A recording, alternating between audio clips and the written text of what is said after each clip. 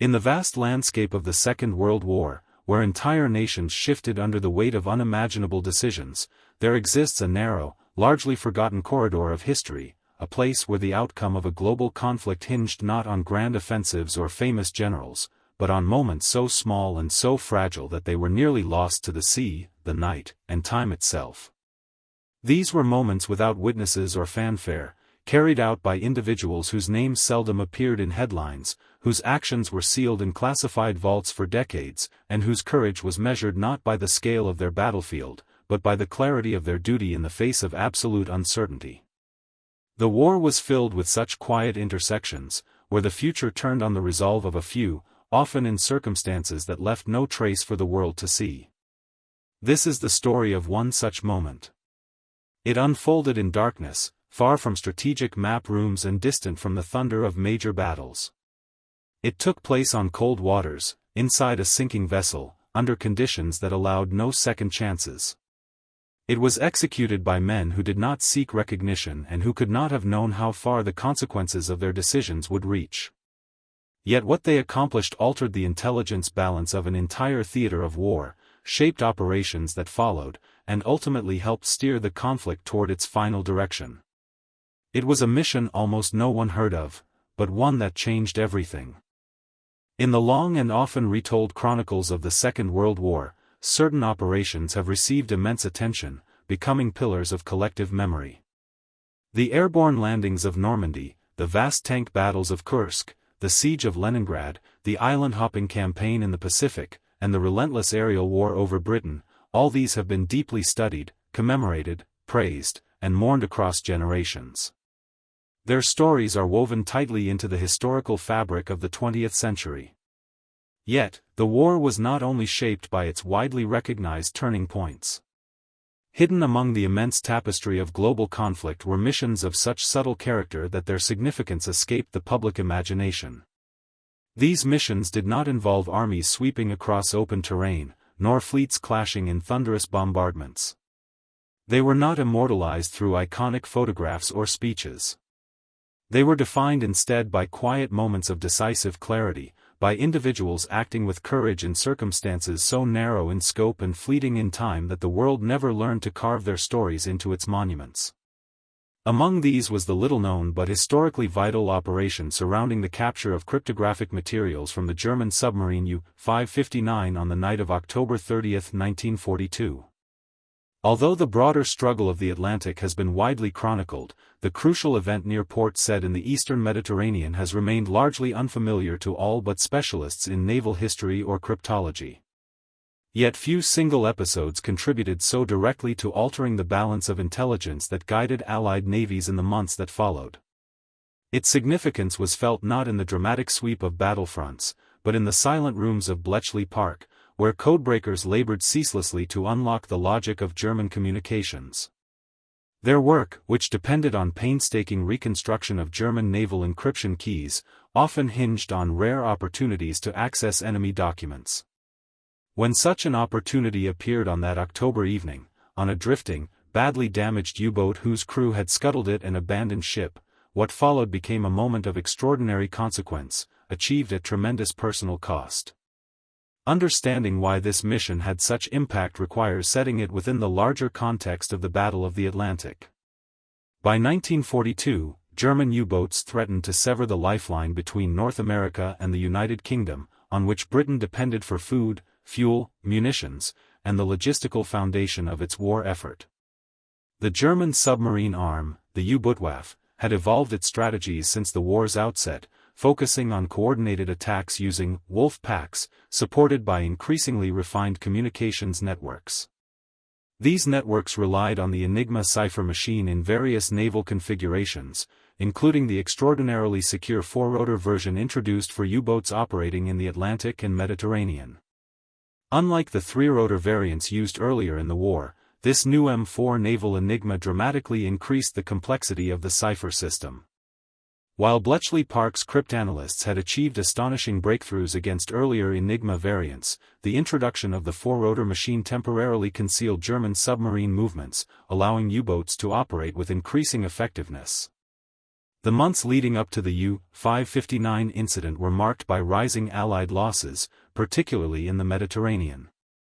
The German command sought to ensure secure movement of supply convoys to North Africa, where Axis forces under Field Marshal Erwin Rommel depended on maritime logistics to sustain operations. Breaking into the communications governing these supply missions was essential for Allied naval and air forces seeking to intercept Axis transports and cut off Rommel's momentum. Yet, without access to the latest Enigma key settings, Allied forces were forced to rely on a patchwork of intelligence sources, aerial reconnaissance, and maritime patrols, valuable but insufficient tools in the absence of reliable decryption. The Royal Navy and Royal Air Force intensified their efforts to locate and neutralize U-boats, especially those suspected of carrying valuable cryptographic materials. By 1942, British naval intelligence understood that whenever a U-boat could be forced to surface and its crew compelled to abandon ship, the submarine might yield crucial documents before it sank. The German Navy, fully aware of this risk, had strict procedures for the rapid destruction of cryptographic equipment and papers. Scuttling charges, weighted bags, and protocols for deliberate flooding were designed to prevent compromise. Yet the chaos of battle sometimes produced moments in which those procedures could not be perfectly executed. This reality led Royal Navy commanders to adopt an aggressive approach whenever an opportunity to capture a U-boat arose. On October 30, 1942, such an opportunity presented itself unexpectedly. U-559, commanded by Captain Lieutenant Hans Heitmann, was operating in the eastern Mediterranean on a patrol intended to disrupt Allied shipping routes. Though not among the most decorated or infamous of Germany's submarine fleet, U-559 was typical of the many Type VIC submarines that formed the backbone of the U-Bootwaffe's operational capability. Her mission was similar to that of countless other U-boats: patrol, observe, and strike vulnerable maritime traffic. Yet her fate would become unique, not because of the damage she inflicted, but because of the crucial information recovered from her wreck. The events began when several Allied ships detected suspicious radio signals and sonar contacts near the Egyptian coast. The Royal Navy destroyers HMS Petard, HMS Pakenham, HMS Dulverton, and the Greek destroyer Adrias were operating in the region as part of broader anti-submarine patrols. At approximately mid-afternoon, aircraft from the Royal Air Force detected a U-boat proceeding on the surface and reported the sighting. With the RAF maintaining pressure from above, the Royal Navy moved to intercept. As daylight waned, the chase intensified. U-559 was forced into repeated crash dives, each time pursued by depth charges from the destroyers. The submarine endured hours of relentless attacks, sustaining severe damage and increasingly unable to remain submerged. Her crew struggled to maintain control amid flooding compartments and failing systems. Finally, unable to dive again and with the vessel fatally compromised, Heitmann ordered the crew to abandon ship. When U-559 broke the surface one final time, her crew emerged onto the deck, some boarding rafts, others plunging directly into the sea. The submarine, still reeling from internal damage, displayed no immediate signs of explosion or scuttling charges, though it was rapidly taking on water. Allied ships approached cautiously, wary of possible traps or delayed scuttling mechanisms. Searchlights cut through the darkening sky as the destroyers maneuvered around the drifting U-boat. The Luftwaffe was absent from the scene, no German aircraft intervened. This absence would prove critical, as it allowed Royal Navy personnel to prepare for a boarding action that might otherwise have been impossible. In the naval traditions of the era, boarding an enemy vessel, particularly a submarine, was an exceptionally hazardous undertaking.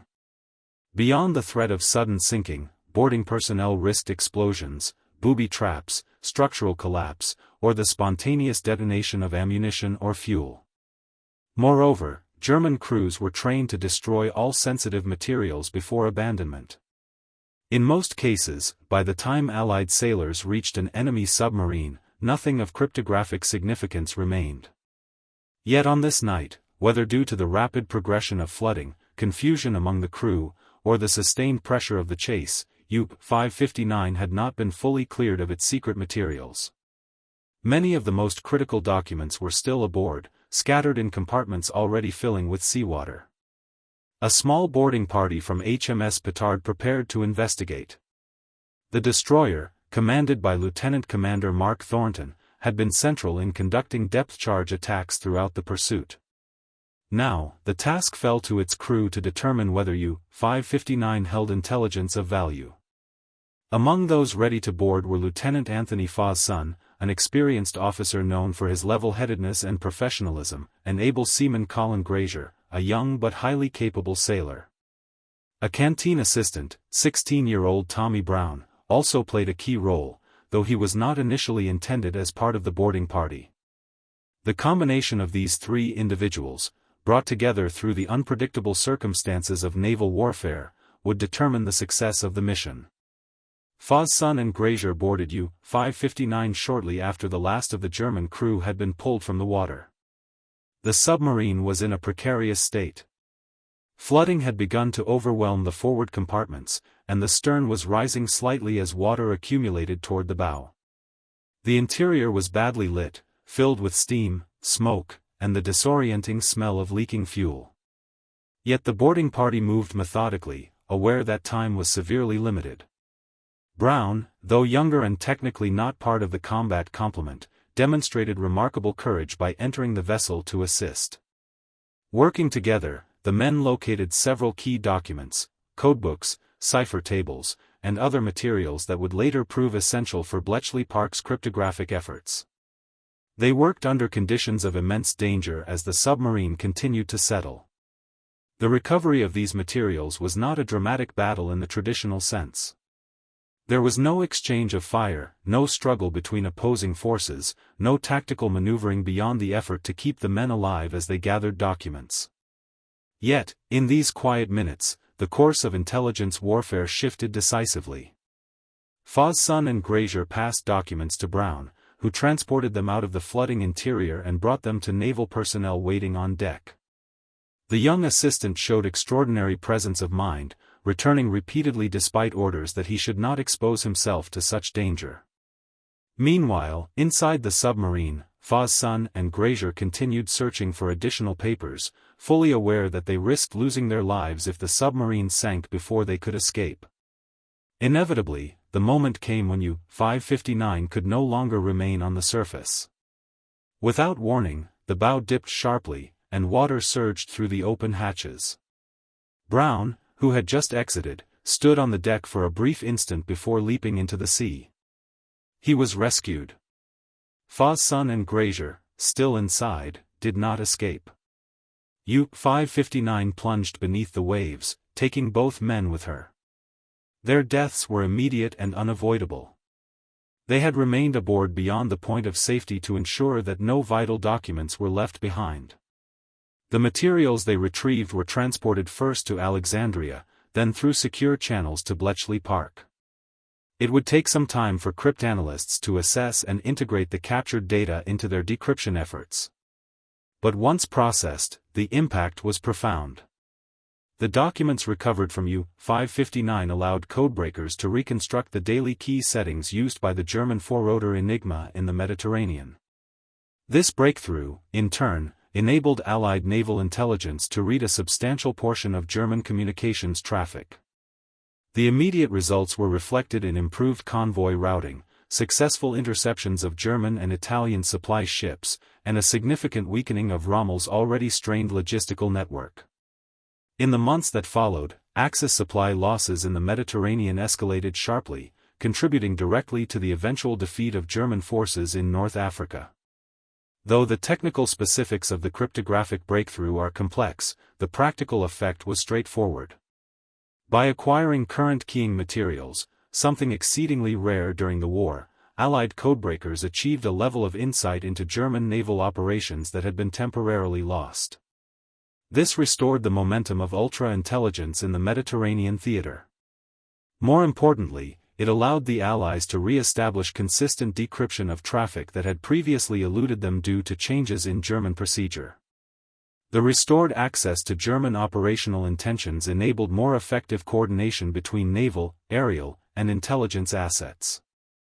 While intelligence alone never won a battle, its contribution to reducing uncertainty and enhancing the effectiveness of military action cannot be overstated. Despite this immense significance, the story of U-559 remained largely obscure for decades. Several factors contributed to this obscurity. First, the secrecy surrounding ultra-intelligence prevented open discussion of cryptanalysis and its sources until long after the war. For many years, the details of code-breaking operations, including the capture of materials from enemy vessels, were withheld from the public to prevent revealing methodological insights that might prove useful in future conflicts. Second, the valor of Faw's Son and Grazier, though duly recognized through posthumous awards of the George Cross, was often overshadowed by larger and more dramatic wartime narratives. Their contribution, though monumental in effect, did not fit neatly into the sort of public memory that forms around major offensives or famous battles. Finally, there is the inherent difficulty of commemorating acts that are simultaneously heroic and technical. The recovery of codebooks is not visually dramatic. It cannot be easily represented in sculpture or painting, nor does it lend itself to the kind of narrative imagery favored in traditional military storytelling. Yet history relies not only on images but on the underlying reality of cause and effect. And in that reality, the sacrifice of these sailors fundamentally altered the intelligence landscape of the war. To appreciate the full scope of this mission's impact, one must consider not only the immediate tactical gains but the broader operational and strategic implications. The Battle of the Mediterranean, though overshadowed by larger theaters, played a crucial role in shaping Allied momentum. The defeat of Axis forces in North Africa enabled the subsequent Allied invasions of Sicily and Italy, opening a new front in Europe and contributing to the geopolitical pressure that ultimately forced Germany onto the defensive across the continent. Intelligence derived from Ultra was essential in shaping these campaigns. While the U-559 documents were not the sole source of intelligence, they provided a critical infusion at a moment when Allied cryptanalysis faced significant obstacles. Moreover, this mission exemplified the interconnectedness of different branches of the Allied war effort. The courage of naval personnel on the front line directly enabled the analytical brilliance of cryptographers far from combat. The ability of frontline units to recognize opportunities for intelligence exploitation, and the willingness of individual service members to risk their lives to seize these opportunities, were indispensable components of the intelligence war. Without such contributions, the algorithms, machines, and analytic procedures at Bletchley Park would have lacked the raw materials needed for their work. In retrospect, the incident involving U-559 serves as a reminder of how frequently history turns on decisions made in moments of chaos and urgency. It was not inevitable that the submarine would be forced to the surface. It was not inevitable that scuttling procedures would be incomplete. It was not inevitable that the boarding party would locate the crucial documents in time. And it was not inevitable that individuals such as Faw's Son, Grazier, and Brown would act with such extraordinary resolve. Their actions formed a rare convergence of opportunity, skill, and bravery that ultimately shifted the balance of intelligence in the Allied favor. As the war continued into 1943, the fruits of improved cryptanalysis became increasingly visible. Ships carrying supplies to Axis forces were intercepted with rising frequency. Allied air forces targeted convoys more effectively. The German Navy responded with procedural changes, but for a time, the Allies enjoyed a decisive informational advantage. Although many factors contributed to the eventual collapse of Axis positions in North Africa, including the strain of overextended supply lines, the effectiveness of Allied combined arms operations, and the strategic limitations imposed by the geography of the region, the ability to decrypt German naval communications was an indispensable element of the overall picture. Yet even as the significance of the U-559 operation became clear to those in intelligence circles, public recognition remained minimal. The war was vast, and the stories that entered public awareness tended to be those accompanied by large numbers of participants or dramatic visuals. The boarding of a sinking submarine by 3 men in the dark, the quiet retrieval of documents from water-filled compartments, and the unsung transfer of those documents to a secure location, these events lacked the qualities that typically shape collective memory. They were quiet, technical, and tragic in their outcome. Nonetheless, for veterans of the Second World War, especially those who served in roles where the broader significance of seemingly small missions was well understood, the story resonates deeply. It reflects the lived reality that victory in modern warfare rests not only on strength and courage, but on information, coordination, foresight, and the willingness of individuals to make sacrifices that may never be widely known. Veterans who served in the Atlantic and Mediterranean theaters, whether in naval, air, or support roles, understood the value of intelligence. They experienced firsthand the difference between sailing blind into hostile waters and navigating with foreknowledge of enemy intentions. It is perhaps for this reason that the story of U-559, while obscure to the public, has been preserved with particular respect among those familiar with the inner workings of wartime intelligence. After U-559 slipped beneath the surface, the sea returned to a stillness that felt heavier than silence. It was the kind of quiet that arrives after prolonged danger, dense, contemplative, and filled with the unspoken weight of what had just occurred. The dark waters of the eastern Mediterranean, barely distinguishable from the starless sky above, seemed to erase the violence and urgency of the preceding hours.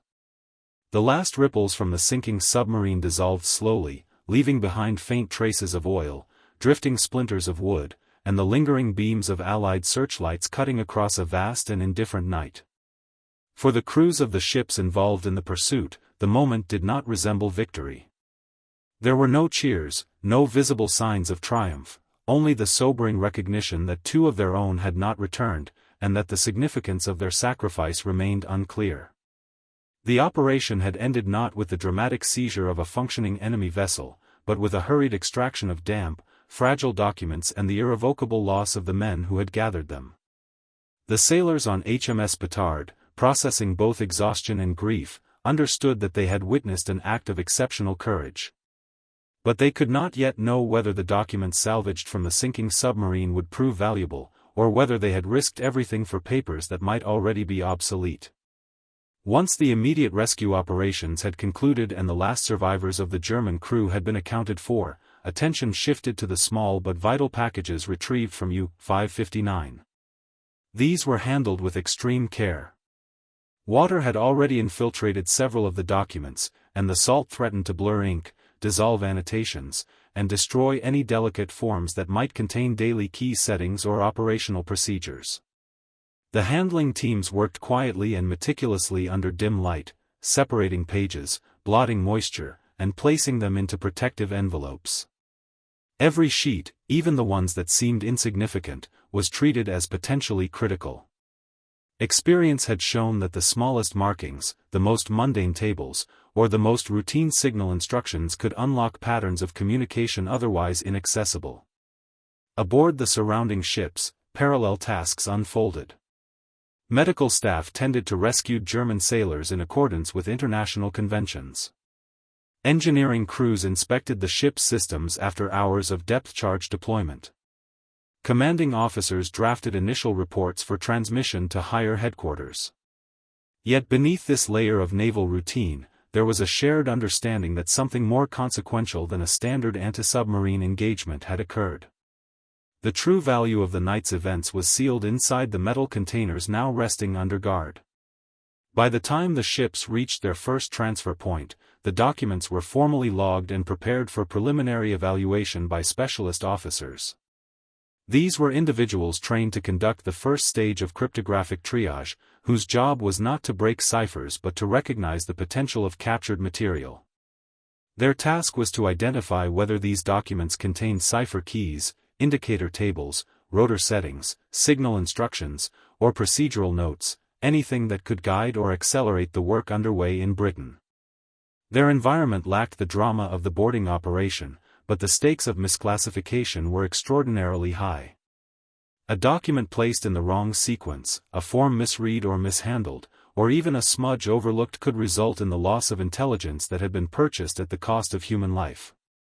These officers approached the task with steady concentration. They examined the paper stocks, the formatting conventions of the Kriegsmarine, and the condition of each page. They recorded every relevant detail in classification logs, noting when and where the documents had been recovered, the extent of water damage, and the estimated cryptographic significance. This stage of the process was slow, deliberate, and thorough, yet crucial for ensuring that when the materials reached the cryptanalysts, they arrived in the best possible condition and with appropriate context. At the same time, intelligence officers within the Mediterranean Fleet headquarters received preliminary word of the operation. They had only fragmentary information, confirmation of the submarine's destruction, notes on the boarding, and the suggestion that encrypted material had been recovered. Although they could not know the contents, the fact that documents had been extracted from a U-boat before complete scuttling was enough to generate cautious optimism. In their internal assessments, they highlighted the rarity of such events and the potential impact on the broader intelligence picture. If the captured material contained current keying information, it could offer precisely the breakthrough needed to restore consistent access to German naval communications. Meanwhile, hundreds of miles away in Bletchley Park, the work of cryptanalysis continued through the night, as it did every night. The pressure to reconstruct German naval encryption had been mounting for months. Analysts struggled with the complexities introduced by the four-rotor enigma, searching for structural weaknesses, statistical regularities, or procedural mistakes in intercepted traffic. They relied not only on mathematics and logic but also on the careful study of captured documents. Without such material, their progress was often slow and uncertain. Every day that passed without a breakthrough increased the vulnerability of Allied convoys. Although no one in Bletchley Park yet knew what had occurred off the coast of Egypt, the chain of events already set in motion was moving steadily toward them. The documents, now partially dried and catalogued, were to be sent through secure channels, by sea, by air, and by guarded transport, to reach the cryptographic center. Their arrival would mark the beginning of the next phase of the operation, the integration of frontline sacrifice with analytical expertise. This transitional period, the hours and days between the sinking of U-559 and the arrival of its salvaged documents at Bletchley Park, formed an invisible bridge in the intelligence war. It was a moment when the outcome was not yet known, when the significance of the mission hovered between tragedy and potential breakthrough. But it was also a moment in which the machinery of Allied intelligence moved into alignment, preparing to transform raw, precariously saved documents into insight, strategy, and ultimately, operational advantage. It is at this juncture, after the courage, before the decrypts, that the second part of the story begins. In the months following the sinking of U-559, the significance of the recovered materials slowly emerged in the analytical logs and decrypted traffic summaries at Bletchley Park. The process was neither fast nor straightforward. The German four-rotor enigma, for all the eventual progress made against it, remained a system of immense computational difficulty. Even with captured documents in hand, cryptanalysts still faced the daily challenge of anticipating procedural changes, accounting for human inconsistencies within the German Naval Command, and integrating new intelligence with long-established analytic patterns. But the principal barrier, the absence of up-to-date keying information, had been broken. As new decrypts accumulated, operational intelligence officers correlated them with naval intercept logs, aerial reconnaissance, and agent reports from the coastal networks in North Africa and the Levant. The resulting intelligence picture was far more coherent than in the preceding months. This renewed flow of intelligence came at a decisive moment. By late 1942, Axis supply lines to North Africa were increasingly vulnerable. Rommel's Africa Corps, stretched across vast distances and operating on tenuous logistics, depended almost entirely on maritime shipments from Italy and Greece. Allied commanders understood that the most efficient way to undermine German operational capability was to target these supplies. With ultra-intelligence once again providing insight into convoy assembly points, departure times, escort patterns, and anticipated arrival windows, the Royal Navy and Royal Air Force achieved a level of coordination that had eluded them during the temporary blackout caused by the four-rotor enigma. Submarines, surface vessels, and air patrol squadrons intensified their operations, striking repeatedly at Axis convoys. Many of these successes were attributed, in internal intelligence summaries, to decrypts facilitated by the U-559 documents. As the Mediterranean campaign progressed into early 1943, the cumulative effect became evident. Axis supply deliveries fell dramatically, and the logistical collapse accelerated the retreat of German forces across Libya and into Tunisia.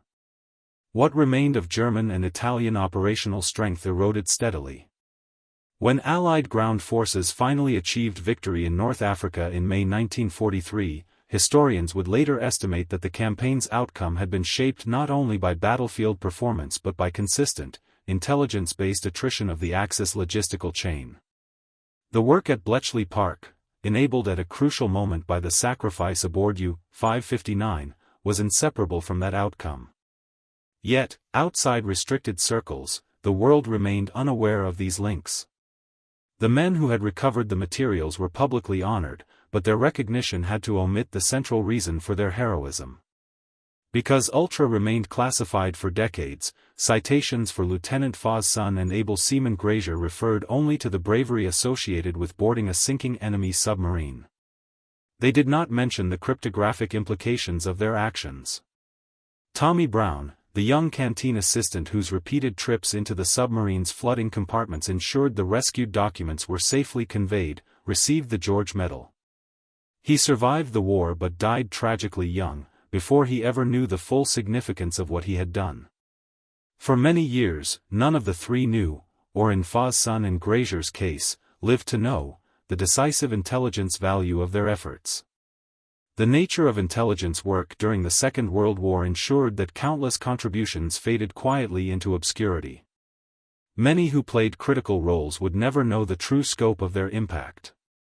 The secrecy was necessary.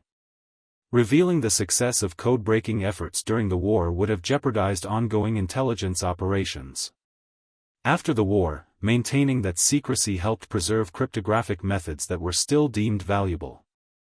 In this environment, the story of U-559 became one of many wartime episodes preserved only in classified archives, recalled privately among intelligence officers, or remembered informally by naval veterans who understood, even without full disclosure, that some missions carried weight beyond their outward appearance.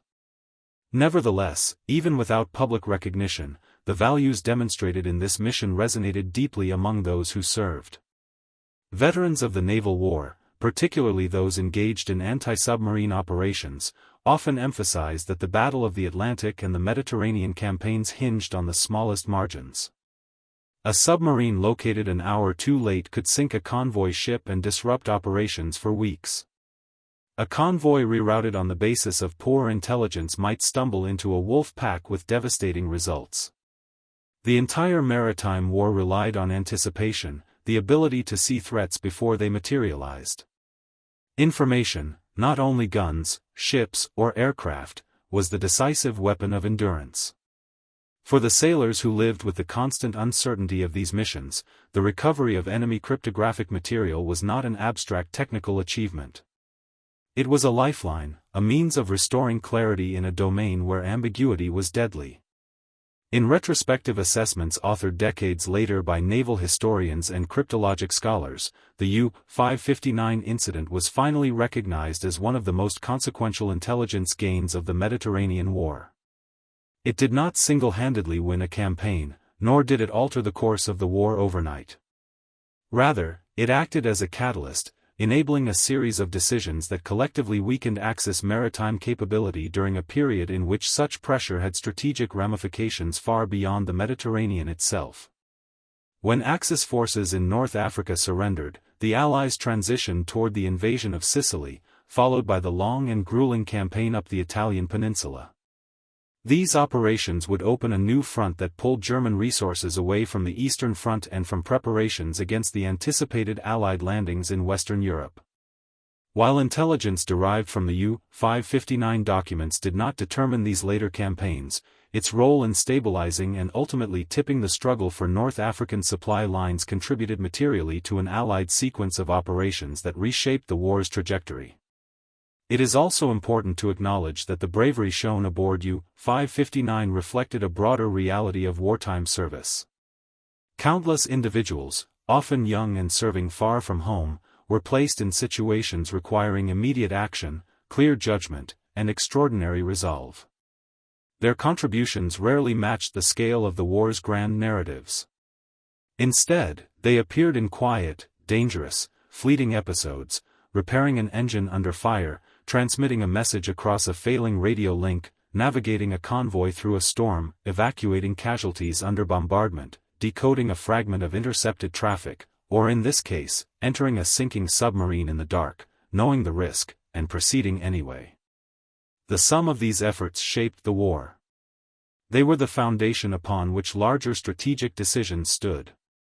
Veterans who later reflected on their service often emphasized that the war was not only a contest of armies and industrial might, but a continuous accumulation of difficult, often unseen decisions made by individuals.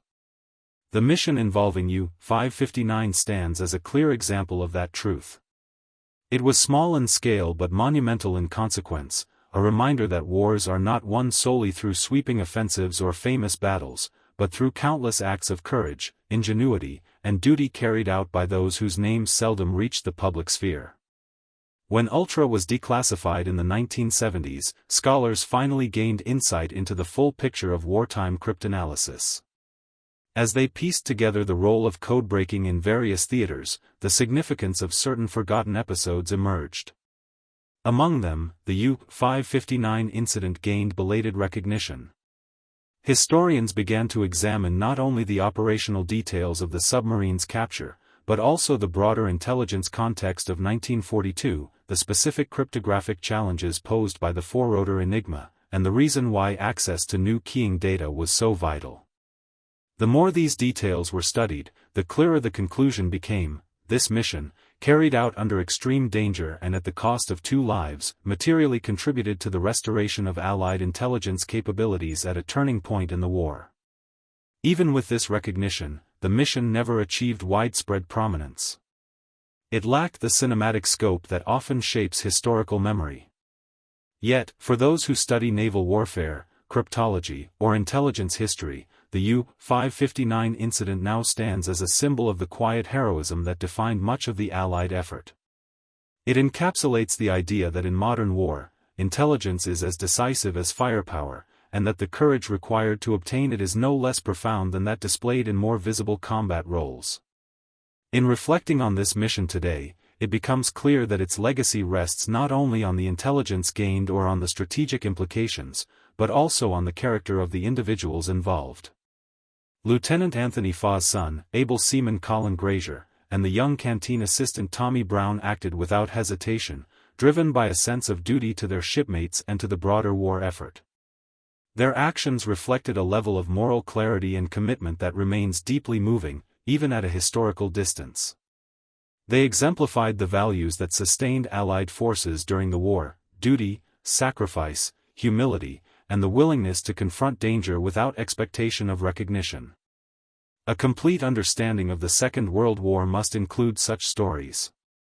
The war was shaped not only by the well-known episodes of massed armies and global diplomacy, but by moments of individual resolve whose significance was often hidden by layers of secrecy, circumstance, or historical overshadowing. The mission that unfolded on the dark waters off the Egyptian coast on October 30, 1942 was one such moment.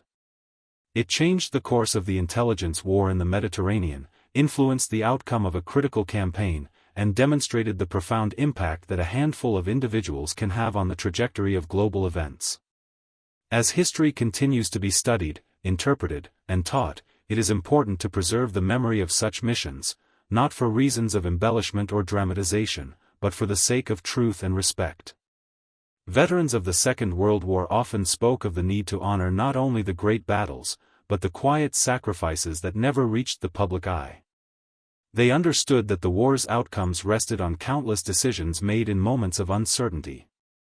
They recognized that victory depended on cooperation across services, nations, and specializations.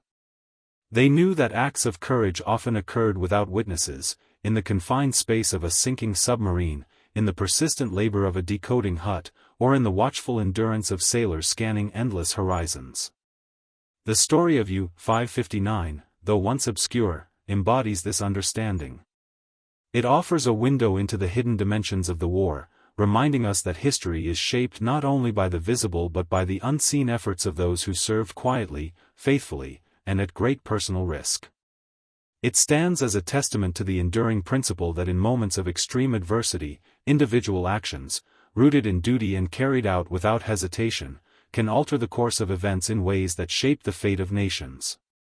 In the long perspective of history, such missions deserve to be remembered not merely as technical footnotes in the chronicles of intelligence, but as integral components of the human experience of war. They reflect the depth of responsibility borne by those who served, the seriousness with which they approached their duty, and the profound respect owed to their memory. Through their actions, the course of the war was influenced in ways that veterans themselves could recognize as true, accurate to the reality they lived, and worthy of acknowledgement in the quiet dignity with which many remembered their service. This mission, which changed the course of the war yet remained unspoken for decades, now stands restored to its rightful place in the historical record, a testament to sacrifice, courage, and the power of duty fulfilled in the darkest and most uncertain moments of the Second World War.